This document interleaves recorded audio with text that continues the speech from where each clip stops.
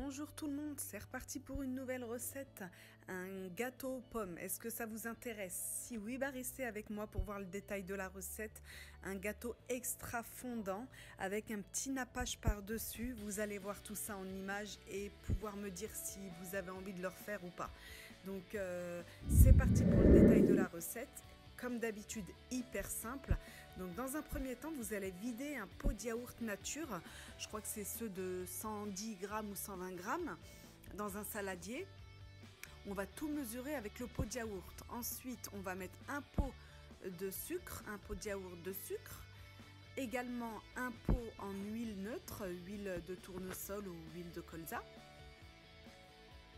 On va mélanger cette garniture et vous allez voir, on va en prélever un petit peu pour napper notre gâteau quand il sera cuit. En fait, ça va faire une petite sauce qui va napper le gâteau comme un glaçage et c'est ça qui fait que c'est hyper bon. Donc n'oubliez pas de prélever 4 ou 5 cuillères à soupe de ce mélange. Donc c'est le mélange huile, sucre, voilà, et yaourt. Ensuite, on va continuer notre appareil à gâteau. On va ajouter 4 œufs entiers. Sans séparer les blancs en neige. Donc on met tout à l'intérieur du saladier. On mélange. Et là, on va ajouter bien sûr un sachet de levure chimique et également un sachet de sucre vanillé. La dernière étape, ce sera la farine. On va mettre 2 pots de yaourt de farine. Voilà, dans cette recette, ce qui est bien, c'est qu'on mesure tout avec le pot de yaourt.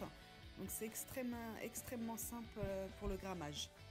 Voilà, je mets mes 2 pots de yaourt, de farine. On mélange le tout et l'appareil gâteau sera prêt à être versé dans le moule que vous aurez au préalable beurré, bien sûr, pour pas que votre gâteau colle et que vous puissiez le démouler. Donc je renverse tout ça et on va pouvoir mettre enfourner au avant d'enfourner, excusez-moi, on va bien sûr mettre nos pommes. Donc moi j'ai utilisé 4 petites pommes que j'ai coupées en lamelles et je vais les mettre de manière alignée. J'ai fait 4 colonnes de lamelles de pommes. Voilà le résultat avant cuisson. Et là, on va pouvoir enfourner à 180 degrés pendant 35 minutes. Voilà, ça donne un gâteau doré. Vous voyez, il est doré.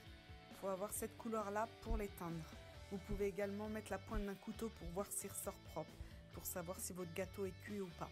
Et donc, ce fameux nappage qu'on a mis de côté au début, on va le mettre directement sur le gâteau qui vient de sortir du four, encore chaud, pour que le nappage s'imbibe bien. Donc on en met partout, sur toute la surface du gâteau, sans laisser aucun endroit sans. C'est ça qui va faire qu'il est vraiment fondant. Voilà, et ensuite, une fois qu'on a mis dessus, on étale bien avec le dos de la cuillère pour que ça s'imprègne bien. Voilà ce que ça donne comme résultat. Franchement, il est fondant à souhait et ça fait toute la différence de le napper à la fin. Je ne vous ai pas coupé de part car j'étais invitée chez une amie, donc j'ai pas voulu lui emmener avec une part en moins. Donc, mais je vous assure, il est à tomber par terre et vous avez vu, hyper facile. Je vous laisse les amis sur ces images et je vous dis à très bientôt pour une nouvelle recette.